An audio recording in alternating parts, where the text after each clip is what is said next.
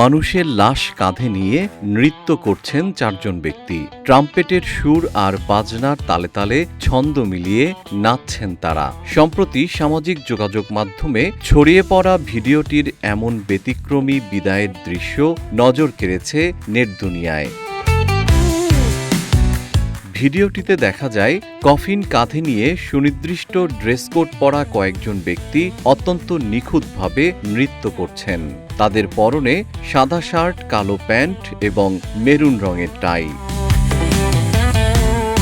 মূলত আফ্রিকান দেশ ঘানা থেকে শুরু হওয়া এই সংস্কৃতি এখন বিশ্বের বিভিন্ন প্রান্তে ছড়িয়ে পড়েছে।